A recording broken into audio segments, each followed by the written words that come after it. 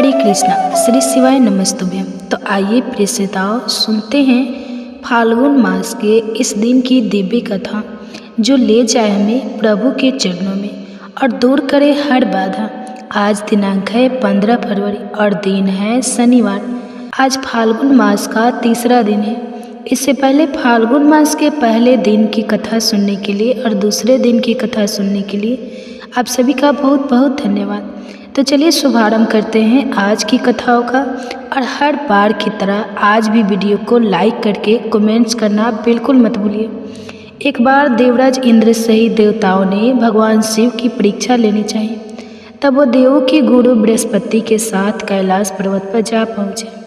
भगवान शिव ने अपनी आत्मिक शक्ति के बल पर जान लिया कि लोग मेरी परीक्षा लेने आ रहे हैं, इसलिए उन्होंने एक अवधूत का वेश धारण कर लिया और उनके मार्ग में आ खड़े हुए। देवराज इंद्र इस बात से अनभिज्ञ थे। तब इंद्र ने उन्हें राह से हट जाने का संकेत किया, किंतु अवधूत विषधारी शिव जी अपने स्थान पर खड़े रहे। यह देखकर इंद्र को क्रोध आ गया। कहने लगे, अरे हट, रास्ते से जानती नहीं मैं कौन हूँ, हट जा, नहीं तो व्रत से तेरे टुकड़े टुकड़े कर दूंगा। धमकी सुनकर अवधूत वेशधारी शिव जी को क्रोध आ गया।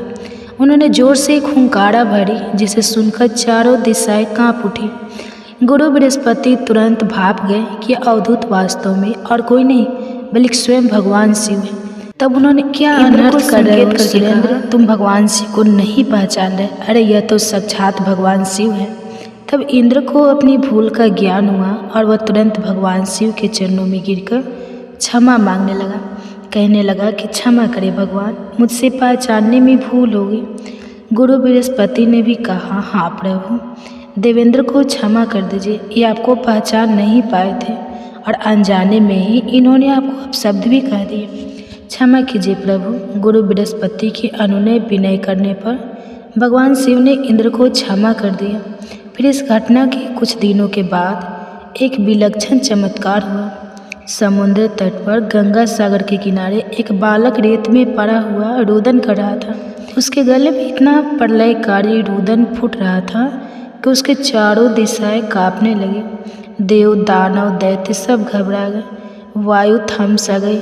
घबराए देवता इंद्र सहित पितामह ब्रह्मा के पास पहुँचे और उनसे कहा, पितामह, सागर संगम पर एक अद्भुत बालक रेत में पड़ा रो रहा है और वह इतनी जोर जोर से रुदन कर रहा है कि देवों में तो भय छा गया है।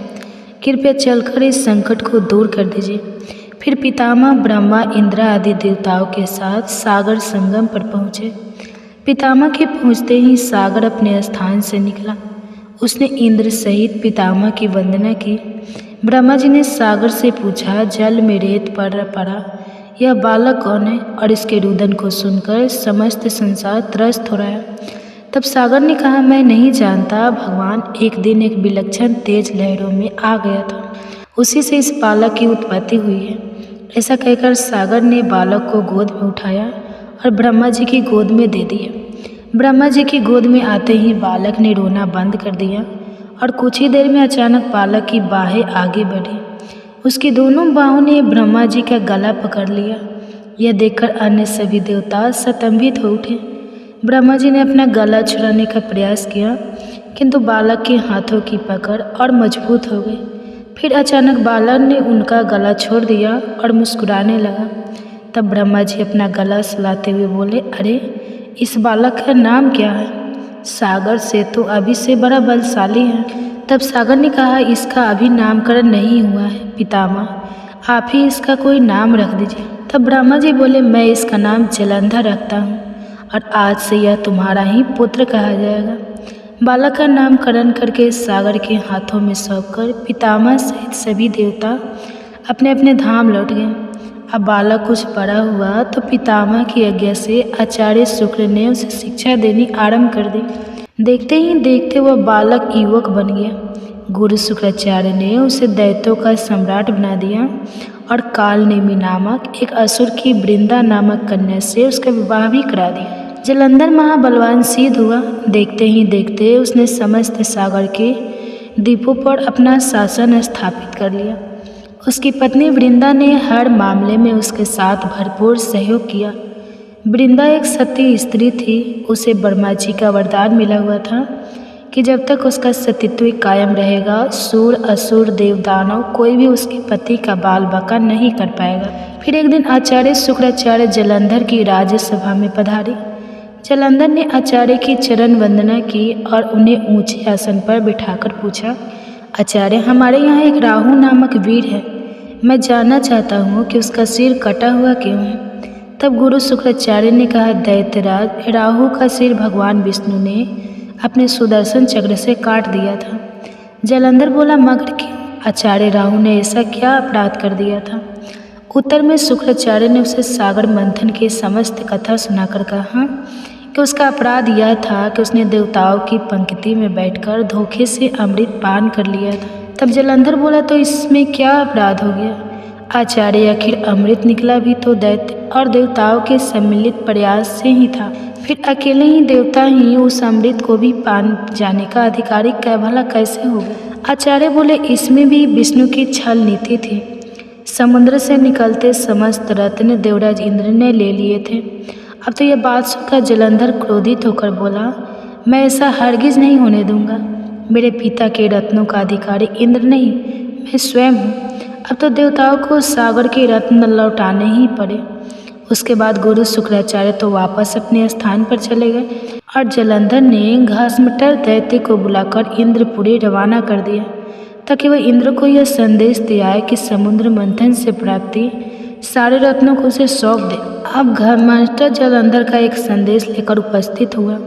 दैत्यराज ने कहा कि सागर मंथन के दौरान उसके पिता के जो भी रत्न आपने हथियार लिए थे उन्हें तुरंत लौटा दें। सुनकर देवराज ने कहा, रत्न कैसा? रत्न दैत्यराज से कहना, वह रत्न तो देवों के परिश्रम के फल थे। सेवक बोला, लेकिन परिश्रम तो देव और दानव दोनों ने ही किया था। फिर रत्न भला अकेले देवों के कैसे हो गए? सीधी तरह रत्नों को लौटा दो, वरना इसका परिणाम बड़ा भयंकर होगा। यह सुनकर इंद्र क्रोधित होकर कहने लगे, तुम्हारा इतना साहस, मेरी पूरी में ही मुझे धमकाते हो? ठहरो पापी, मैं अभी तुम्हें इसका मजा चखाता हूँ। ऐसा कहकर इंद्र ने अपना ब्रज निकाल लिया, लेकिन तभी आचार्य बृहस्पति ने उन्हें रोक दिया।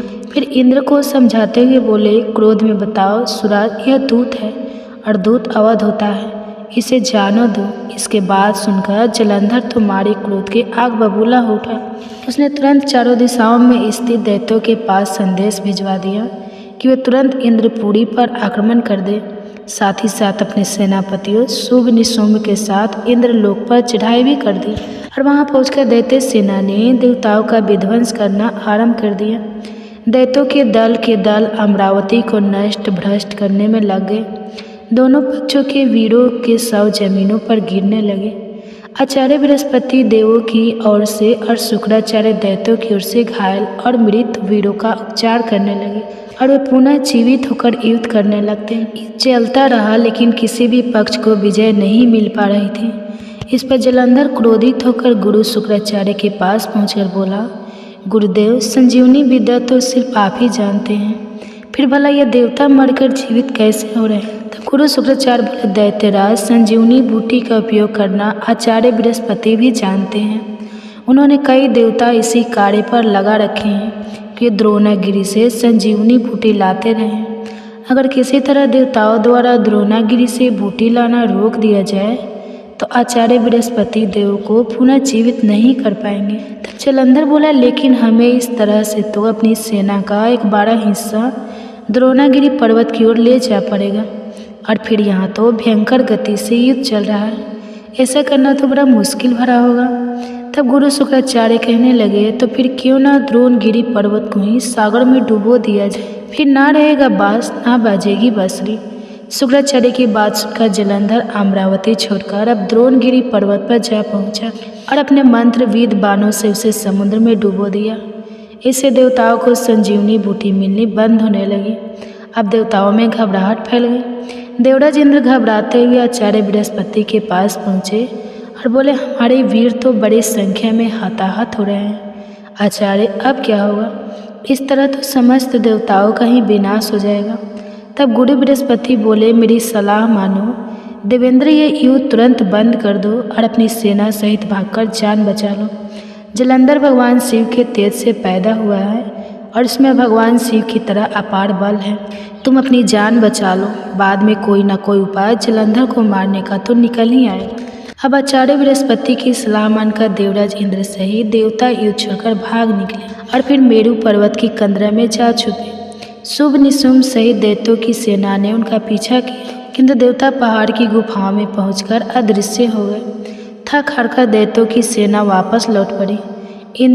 इंद्र इधर जलंधर ने सारी अमरावती को लूट लिया और स्वयं इंद्र के सिंहासन पर बैठ गया। इंद्र मेरु पर्वत की कंदरा से निकले और अपने साथियों के साथ भगवान विष्णु के पास पहुँचे। उन्होंने भगवान विष्णु से प्रार्थना की, रक्षा कीजिए प्रभु। इसके बाद क्या हुआ यह आप जानेंगे कल के अध्याय में। अब आप सुनिए भगवान शंकर की कथा। फाल्गुन मास को हम आम बोलचाल की भाषा में फागुन का महीना भी कहते हैं और हर बार की तरह आज से आपको हमारे इस चैनल पर हर दिन नियम से फाल्गुन मास की धार्मिक कथाएं भी सुनाई जाएंगी। कथाओं का शुभारंभ करने से पहले जानते हैं फाल्गुन मास के महत्व के बारे में। किस देवी देवता का पूजन इस पवित्र मास में किया जाता है, कौन कौन से ऐसे प्रमुख व्रत त्यौहार है जो इस मास में आते हैं और इस मास में किन चीज़ों का सेवन करना चाहिए, किन चीज़ का दान करना चाहिए। साल 2025 में फाल्गुन मास प्रारंभ होगा 13 जनवरी दिन गुरुवार से और फाल्गुन मास की समाप्ति होगी 14 मार्च शुक्रवार को।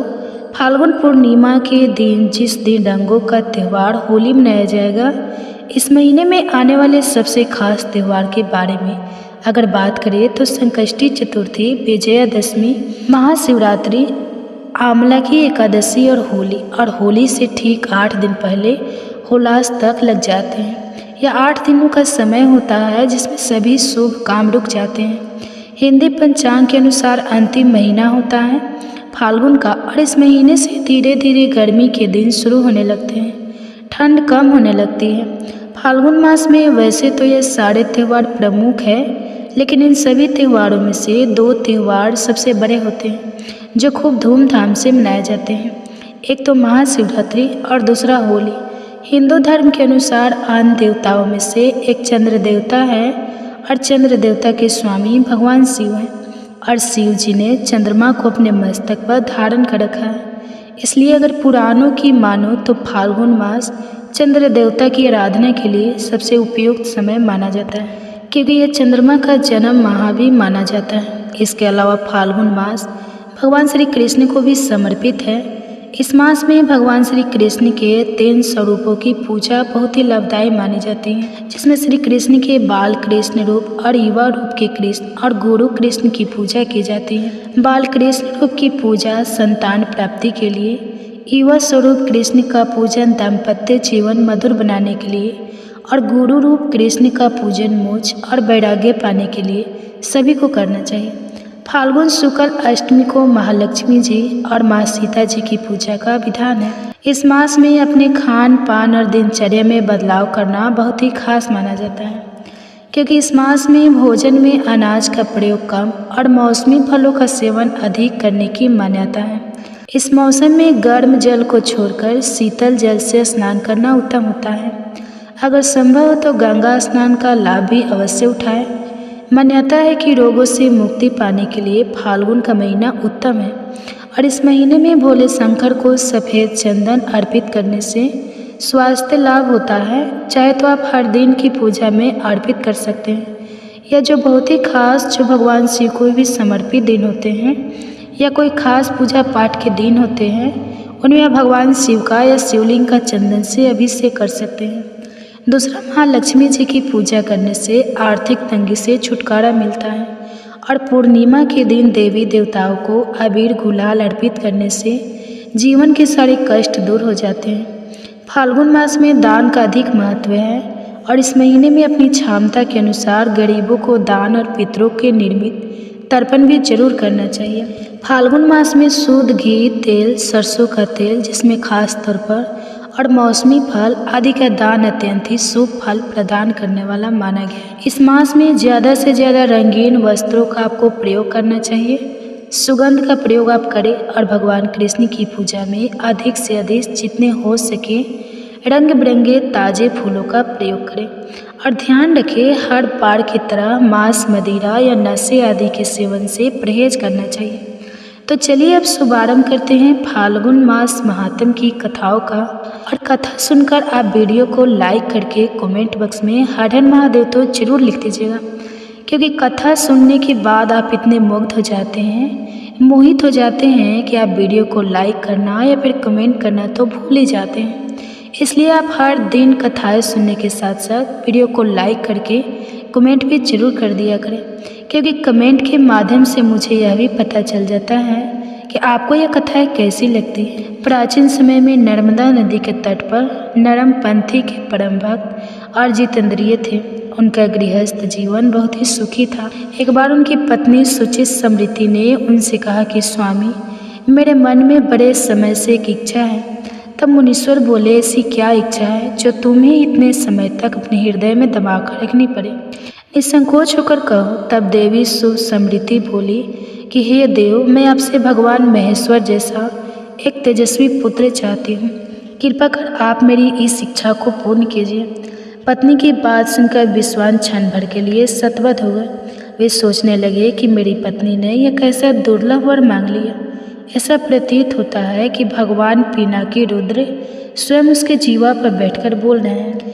ऐसा विचार करके उन्होंने अपनी पत्नी को अवशासन दिया और वे वाराणसी जा पहुँचे और कठिन तप द्वारा भगवान शंकर की बृहस् लिंग की उपासना करने लगे।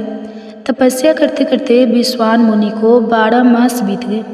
रवे मास में एक दिन स्नान करके जैसे वे बृहस् लिंग के निकट पहुँचे, उन्हें लिंग के मध्य में एक बालक दिखाई दिया जिसकी आयु 8 वर्ष थी। उसके मस्तक पर पीले रंग की जटा सुशोभित थी और मुख पर मधुर मुस्कान खिल रही थी। उसके सुरवाग भस्म युक्त थे और वह दिव्य बालक श्रुति सूतों का पाठ कर रहा था। उस अद्भुत बालक को देखकर विश्वानर मुनि रोमांचित हो उठे और अभिलाषा पूर्ण करने वाले 8 पग द्वारा भगवान शिव की स्तुति करने लगे। फिर उनकी स्तुति से प्रसन्न होकर बाल रूप भगवान शिव ने कहा, महामते, मैं तुम्हारी तपस्या से अति प्रसन्न हूँ। अब तुम अपने घर जाओ। समय आने पर मैं तुम्हारी पत्नी की इच्छा अवश्य पूर्ण करूँगा। मैं उसके गर्भ से पुत्र रूप में प्रकट होगा और उस अवतार में मेरा नाम गृहपटिस लौट गए। फिर समय आने पर समस्त अभिष्ट के विनाशक तथा दोनों लोकों के लिए सुखदायक भगवान रुद्र का सुत समृद्धि के गर्भ में से अवतार हुआ। उस बालक का जात कर्म करने के लिए स्वयं ब्रह्मा मुनि विश्वान के घर उपस्थित हुए और उन्होंने उसका नाम रखा गृहपटिस। बालक को वेदों आदि की शिक्षा दी। जब वह बालक 9 वर्ष का हुआ तो एक दिन देवर्षि नारद उसके दर्शन हेतु विश्वनर मुनि के घर पधारे। मुनि विश्वास ने उनका हृदय से सत्कार कर यथोचित आसन आदि दिए। तब देवर्षि नारद ने कहा, हे मुनि, तुम्हारे यह पुत्र तो बहुत ही भाग्यशाली है, किंतु एक आशंका मुझे व्यथित किए हुए है। तब विश्वनर ने चौंक कर पूछा, कैसी आशंका? महर्षि तब महर्षि ने उत्तर दिया, मेरी आशंका यह है कि जब तुम्हारा यह पुत्र 12 वर्ष का होगा तो इस पर बिजली या फिर पानी का भय आएगा। यह बात सुनकर मुनि विश्वान और उनकी पत्नी गहन चिंता में डूबे। उन्हें इस प्रकार चिंताग्रस्त हुए देखकर गृह प्रवेश जाने की आज्ञा दी। तब मुनि ने आज्ञा दे दी। काशी पहुंचकर गृह प्रवेश किया तो इन दिन इंद्र उनके समक्ष प्रकट हुए और बोले, विप्रवर, मैं तुम्हारे तप से प्रसन्न हूँ, आपकी इच्छा अनुसार वर मांग। तब गृह प्रवेश उपतनाथ के अतिरिक्त और किसी से वर पाने का इच्छुक नहीं हूँ। वैसे भी आप जल से अहल्या का सतीत्व नष्ट करने वाले पर्वत शत्रु इंद्र ही तो है। बालक गृहपटिस कर देवराज इंद्र को क्रोध आ गया और उन्होंने अपने व्रत से उस बालक को डराया, जिससे गृहपटिस आ गई। तभी भगवान शिव ने प्रकट होकर कहा, उठो, बस जो मेरा भक्त है उस पर इंद्र तो क्या, ये अम्बे दृष्टि नहीं डाल सकते। आज से मैं तुम्हें अग्निपद प्रदान करता हूँ। तुम्हारे द्वारा स्थापित यह लिंग काशी में अग्निश्वर के नाम से प्रसिद्ध होगा। ऐसा कहकर भगवान शिव वहीं अंतर्ध्यान हो गए और बालक गृहपटिस बालक की कथा सभी मिलकर प्रेम से बोलिए, भोले शंकर भगवान की जय। आप सुनिए फाल्गुन मास महात्म की आज का अध्याय। बहुत पुरानी बात है। गांव में भगवान शिव का एक मंदिर था। उसी मंदिर के बाहर एक पेड़ था। जिस पर एक नन्ही चिड़िया रहा करती थी। चिड़िया के 3 छोटे छोटे बच्चे भी थे और वह चिड़िया गांव के घरों से दाना चुग कर लाती, खुद भी खाती और अपने नन्हे मुन्ने बच्चों का पेट भी भरा करती। बहुत पुरानी बात है, एक गांव में भगवान शिव का एक मंदिर था। उसी मंदिर के बाहर एक पेड़ था जिस पर एक नन्ही चिड़िया रहा करती थी। चिड़िया के 3 छोटे छोटे बच्चे भी थे और वह चिड़िया गांव के घरों से दाना चुग कर लाती, खुद भी खाती और अपने नन्हे मुन्ने बच्चों का पेट भी भरा करती। वह चिड़िया भगवान शिव की भक्त थी, हमेशा मन में भगवान शिव और माता पार्वती को याद करा करती। उसी गांव में एक सेठ और सेठानी भी रहा करते थे। सेठ सेठानी की कोई भी संतान नहीं थी। सेठानी इसी बात से दुखी होकर घर के पीछे बैठकर अक्सर रोती रहती थी।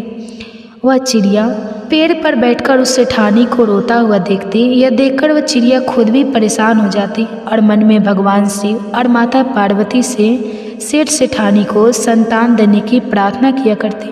सेठानी बहुत ही धार्मिक और दयालु थी, लेकिन सेठ बहुत कंजूस था और उसे पूजा पाठ भी पसंद नहीं था। उसका मन किसी भी धार्मिक कर्म में नहीं लगता था और वह दान आदि देने से भी मना किया करता था।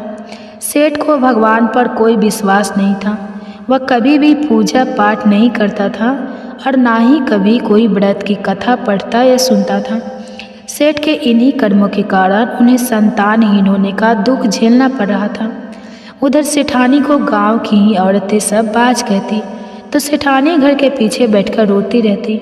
चिड़िया पेड़ पर बैठकर जब यह सब देखती तो उसे सेठानी पर बहुत तरस आता था।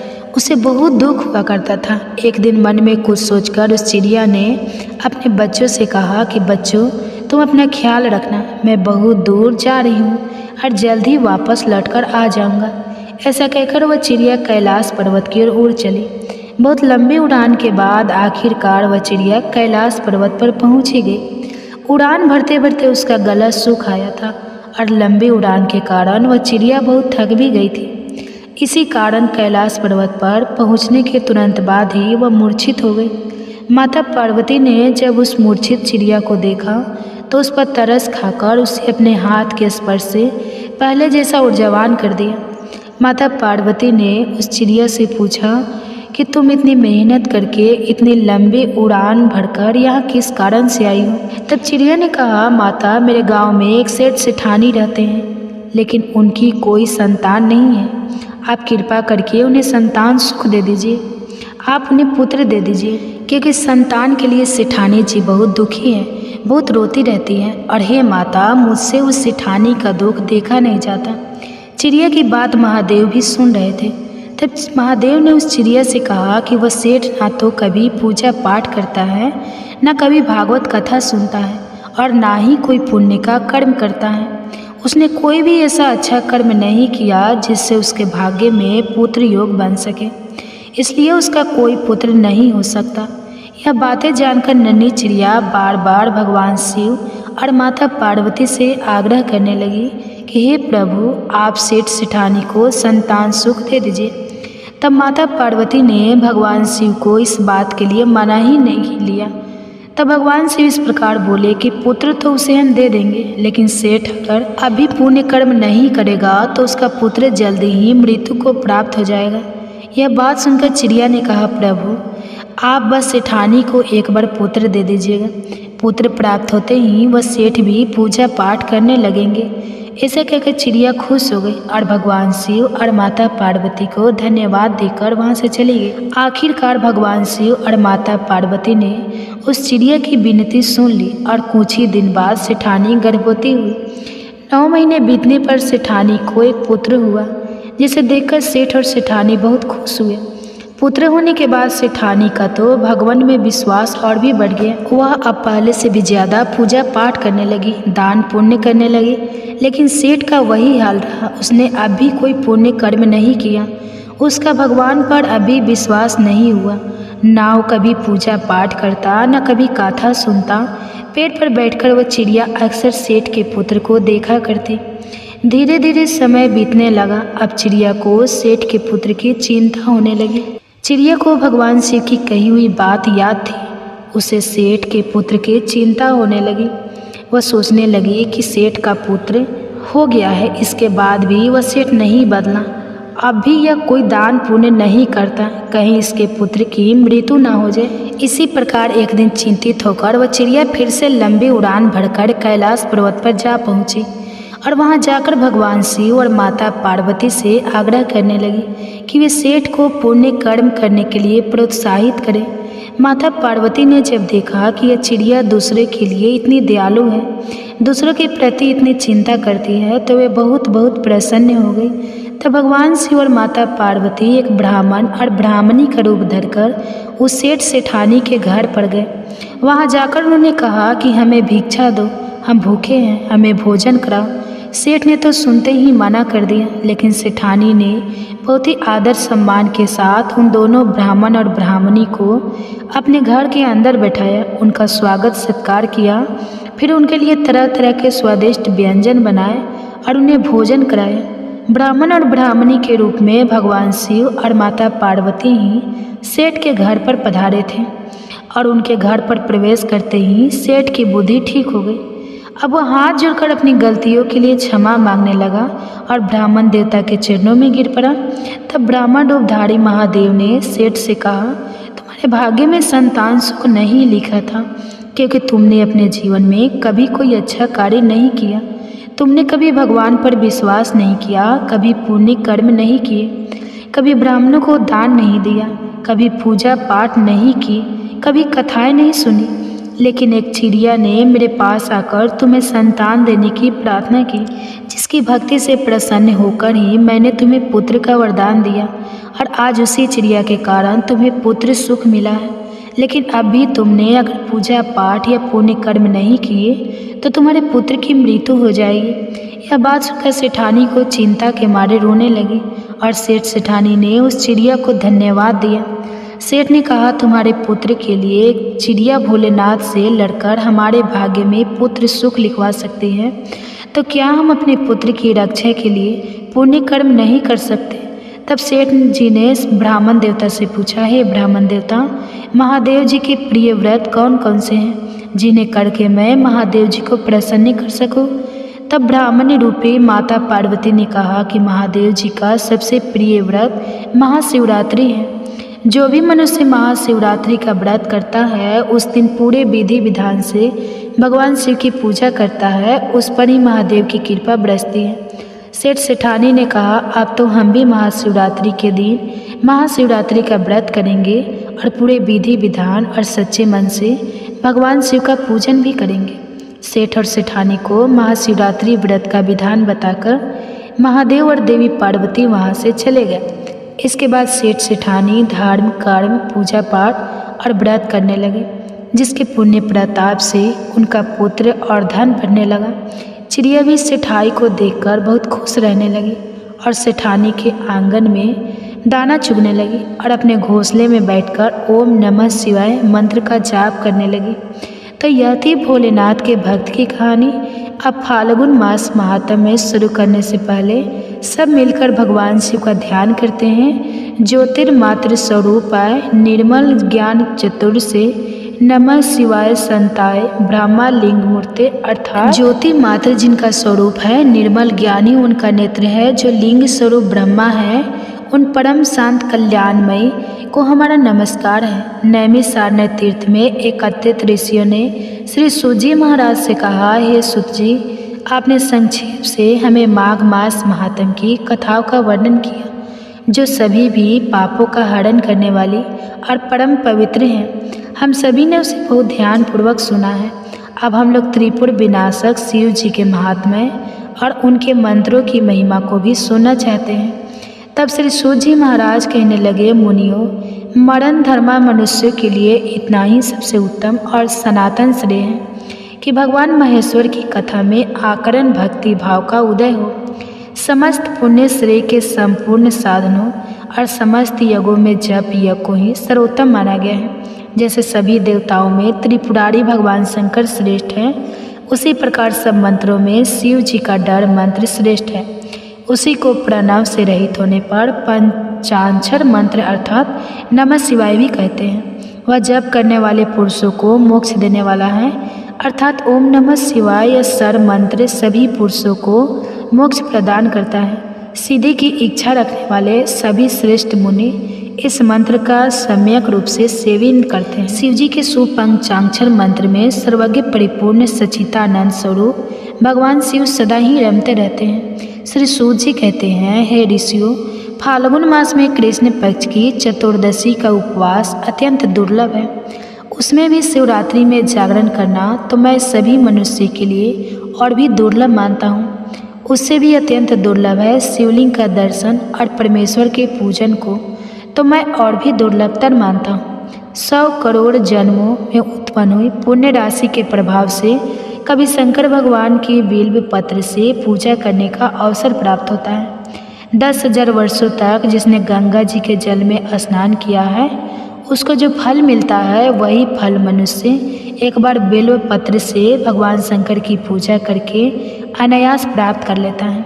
प्रत्येक युग में जो पुण्य इस संसार में हैं लुप्त हुए हैं वे सभी फाल्गु कृष्ण चतुर्दशी अर्थात शिवरात्रि में पुनः विद्यमान रहते हैं। लोक में ब्रह्मा आदि देवता और विशिष्ट आदि मुनि इस फाल्गुन कृष्ण चतुर्दशी की बुरी बुरी प्रशंसा करते हैं। इस शिवरात्रि को अगर किसी ने उपवास किया तो उसे 100 यज्ञों से अधिक पुण्य मिलता है। जिसने एक बिल्व पत्र अर्थात बेलपत्र से शिवलिंग का पूजन किया है, जिसके पुण्य की क्षमता तीनों लोकों में भला कर सकता है। इस विषय में एक परम सुंदर पुण्य कथा कही जाती है। हे ऋषियों, इवाक वंश में मित्र सह नाम से प्रसिद्ध एक परम धर्मात्मा राजा हुए हैं।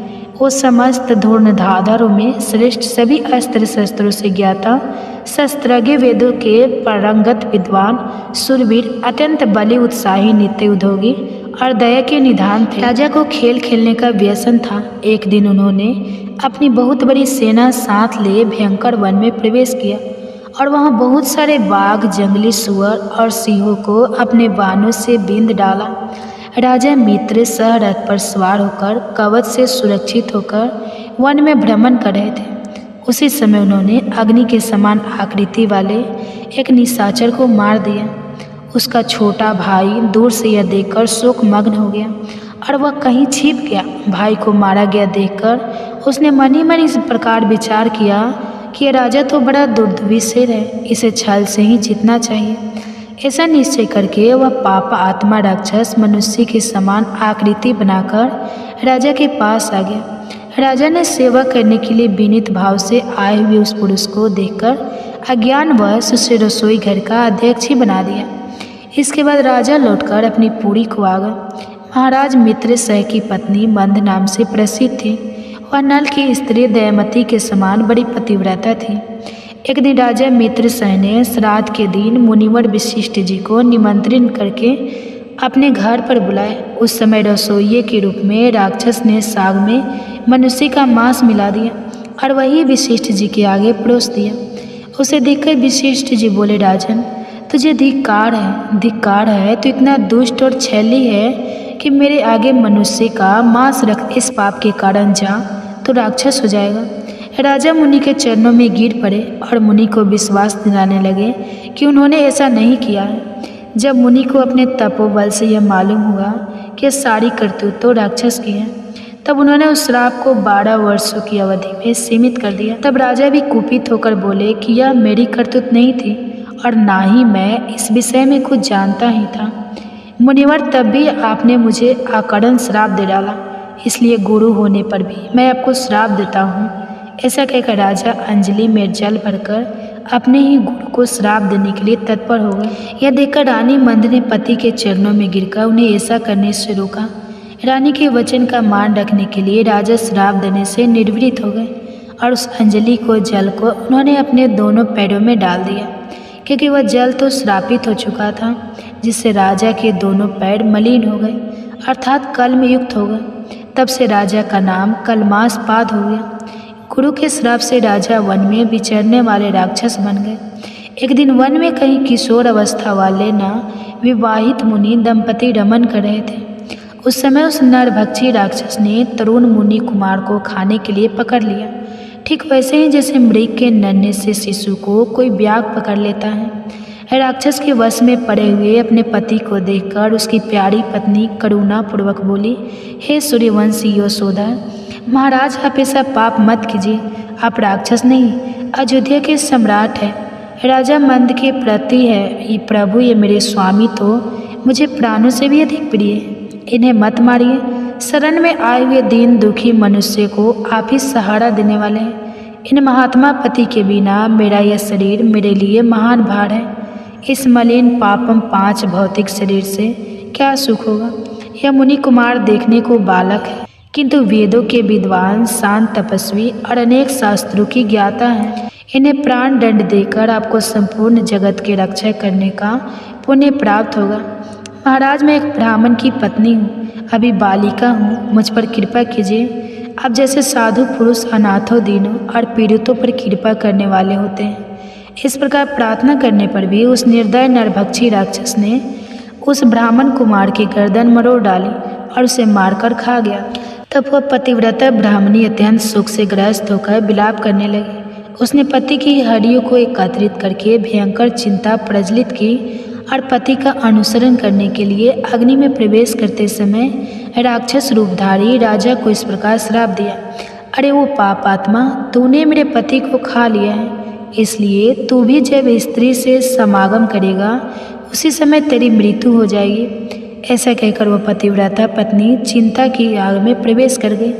गुरु के शाप का उपयोग करके राजा पुनः अपने स्वरूप को प्राप्त हुआ और प्रसन्नतापूर्वक घर को चले गए। उन्हें एक के बदले दूसरा श्राप मिल गया था। रानी मंद उस पतिव्रता ब्राह्मणी के श्राप को जानती थी, इसलिए वैधव से डरकर उन्होंने रति की इच्छा वाले पति को अपने पास ही आने से मना कर दिया। राजा मित्र सह राज्य के सुख भोग से विरक्त हो गए और संपूर्ण लक्ष्मी का त्याग करके फिर से वन में चले गए। राज्य छोड़कर संपूर्ण पृथ्वी पर विचर हुए। राजा ने अपने पीछे पीछे आती हुई एक भयंकर रूप वाली पिशाचनी को देखा। वह ब्रह्मा हत्या थी। श्रेष्ठ मुनियों के उपदेश से राजा ने उस ब्रह्म हत्या को पहचान लिया। उसके निवारण के लिए विरक्ति चित्त वाले राजा ने अनेकों वर्षों तक बहुत से क्षेत्रों में विचरण किया। फिर भी जब वह ब्रह्मा हत्या से मुक्त नहीं हुए तब वे मिथिला में आए। उसी समय उधर आते हुए निर्मल अंतःकरण वाले गौतम मुनि को उन्होंने देखा और उनके पास जाकर बारंबार प्रणाम किया। जब मुनि श्रेष्ठ गौतम ने राजा को आशीर्वाद देकर मंद मंद मुस्कुराते हुए कहा, राजन, तुम्हारे यहाँ कुशल तो है ना? तुम्हारे राज्य में कोई विघ्न बाधा तो नहीं है? राजा कहने लगे, ब्राह्मण, आपकी कृपा से हम सब लोग कुशल हैं, परंतु यह भयंकर रूप वाली पिशाच ने मुझे बड़ा दुख दे रही है। श्रापग्रस्त होकर हमने जो दुर्लभ कर डाला है उसकी शांति सहस्त्र प्रायश्चित से भी नहीं हो रही। आप प्रेम पूर्वक संभाषण करके मेरे मन को आनंदित कर रहे हैं। महाभागने चरण कमलों की शरण में आए हुए मुझ पापी को शांति प्रदान कीजिए जिससे मुझे सुख मिल सके। तब करुणानिधि गौतम जी कहने लगे, राजन, तुम्हें साधुवाद है, अब अपने महान पापों से होने वाले भय को त्याग दो। जब भगवान शंकर स्वयं रक्षा करने वाले हैं तब उनके शरण में आए हुए भक्तों को कहाँ से भय हो सकता है। गोकर्ण नामक मनोरम क्षेत्र महापापों का संहार करने वाला है और वहाँ बड़े से बड़े पाप भी नहीं टिक सकते।